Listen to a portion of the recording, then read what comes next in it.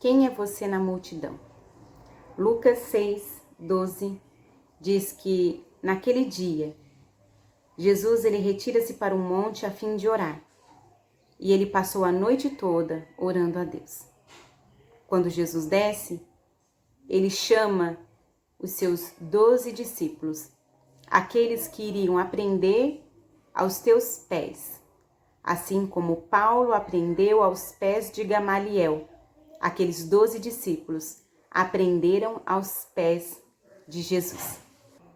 Quem é você no meio da multidão?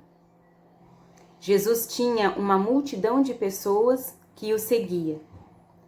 Mas tem ali 3 características de pessoas dentre a multidão.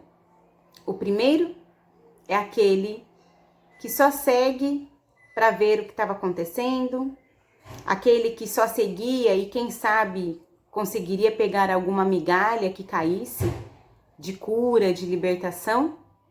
Tinha aqueles que iam, até aprendiam, mas não colocavam em prática. E tinha aqueles que se dedicavam em aprender e a viver os ensinamentos do Mestre. E eles foram chamados por Jesus. Esses foram os improváveis. Eu sou improvável. Você é uma improvável. Mas por quê? Os improváveis são aqueles que muitas das vezes ninguém dá nada. Sabe Noé? Quando Deus chama Noé para construir aquele barco, Noé, ele era um improvável. Noé era agricultor. Noé só sabia arar a terra, plantar, adubar, colher os frutos. Noé era um improvável para construir aquele barco. Moisés também era um improvável para guiar aquele povo, para tirar aquele povo do Egito e levar até a terra prometida. Moisés, ele era pesado de língua. Moisés, ele já tinha assassinado. Moisés era um improvável de ouvir e de transmitir tudo aquilo que o Senhor derramou sobre a vida dele. A Bíblia vai dizer que o Senhor ele não chama os capacitados, mas ele capacita os escolhidos. Quem sabe se o Senhor Deus chamasse já um construtor de barcos para construir a arca. Poderia ser que ele iria olhar para aquele projeto do Senhor e ele iria dizer assim: mas Deus, um barco desse tamanho, ele pode afundar. Com um peso todo desse, não vai dar certo. E existe outro código que nós tiramos dentro da palavra do Senhor, que Deus ele criou o ser humano no 6º dia. Sabe por que Adão ele foi criado no 6º dia? Para que ele não desse nenhum palpite em toda a obra do Senhor. Quando Deus criou o homem, tudo já estava feito. Tudo já estava construído, já estava completo toda a obra do Senhor. E então Deus coloca o homem para dominar.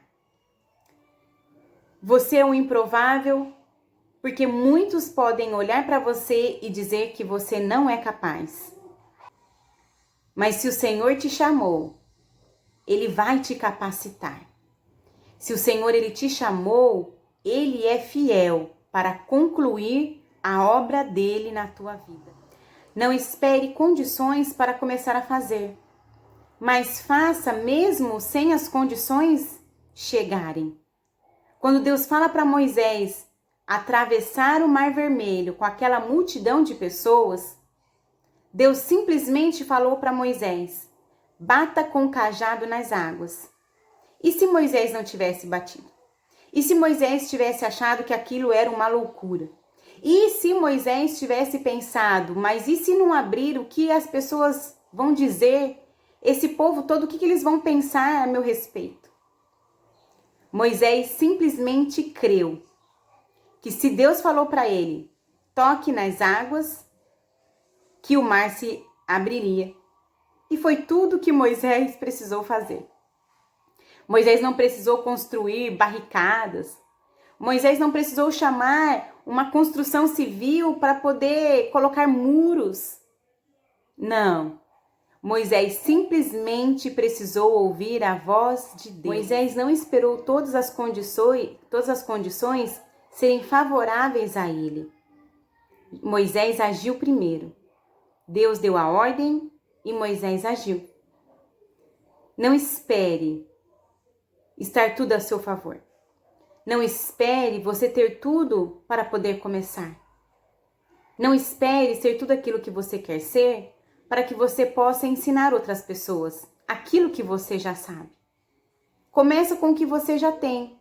Comece com aquilo que você já é.